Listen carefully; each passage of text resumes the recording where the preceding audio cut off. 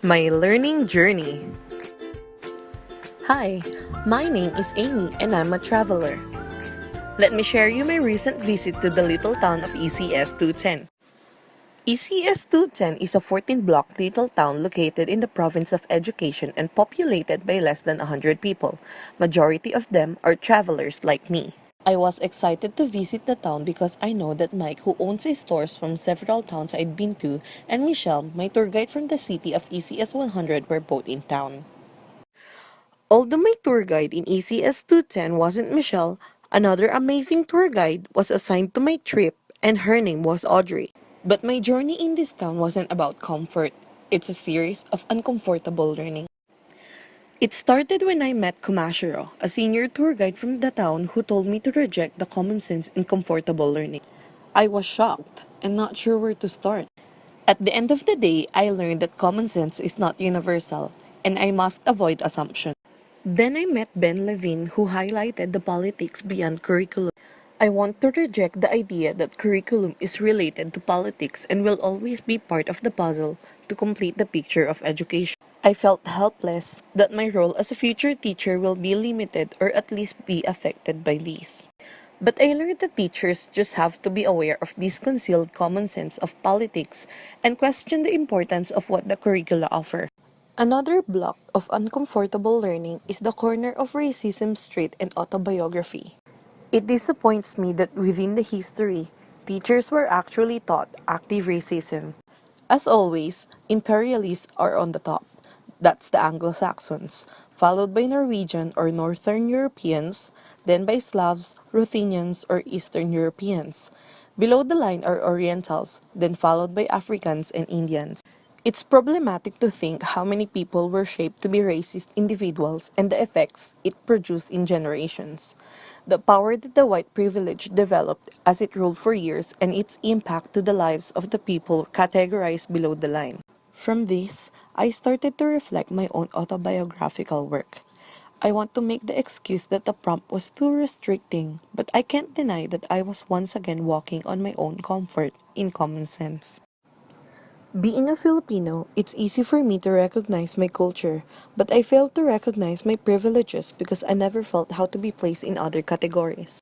I failed to realize that although I'm brown, I'm a straight, middle class individual who can also check several points from the white privilege checklist. With Grant Urban's help, I learned the narratives within curriculum, that it is lived, that I cannot ask my students to leave all their baggage outside my class and create a whole new identity for school purpose only. Then I remembered Audrey's advice that curriculum is a place. We were too busy moving in our milieu that we sometimes forgot to take a pause, observe, and learn what our environment offers us. I also learned that literacy wasn't just a noun, but a process. It was not just about being able to read and write. Audrey discussed that there are financial literacy, social, emotional, physical, health, environment, visual, media, and there's even tweeteracy. Literacies are complicated continuum because they continuously evolve. And like curriculum, literacy is in everything. At the last block of this little town of ECS 210, I met Claire. She helped me wrap up all the souvenirs that I hold from the little town as I collect one for each block. Claire gave 5 additional souvenirs after helping me wrap up the rest. The first one is that it's okay not to be expert. I learned that admitting we have a problem is the first step and it's okay to make mistakes because mistakes are proof that we are trying and we are learning. Second, teaching treaty education is not teaching culture. With this in mind, the narratives associated with each treaty are different from one another. Third, there are hundreds of First Nations and we have to be specific. Fourth, don't forget that treaties are an agreement to share the land. Claire said that we need to wake up and look around. We are married to colonialism and we've been living in dysfunction for so long that we can't see. Fifth, remember the Turtle Island. With all the lessons and knowledge that we earned, it is important to include the community, invite an elder to share their narratives. They are always willing to do so, and kids are always interested, and we're able to learn more with this method. I learned that curriculum is formal, mandated, hidden, intended, null. It is a place, as taught, as lived, as experienced, as well, that might take longer. So how about I'll just say that curriculum, like literacy, is everything. There are surely bumps in my journey, and they are not just about noticing my common sense and troubling knowledge. One of the biggest bumps that I had on my journey was my struggle to connect with other tourists. I'm a slow walker, and I thought that I won't get along with anyone else while I'm in this journey.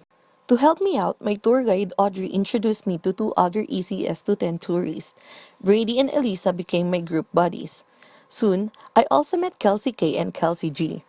We meet every block to share our experiences and give each other some compliments and advice.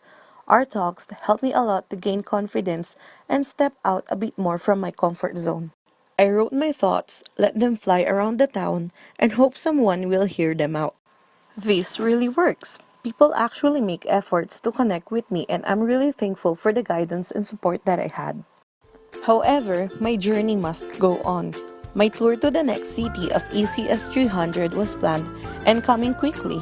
But I will always keep in mind of the souvenirs that I hold from this town because they will always be useful in my journey as becoming.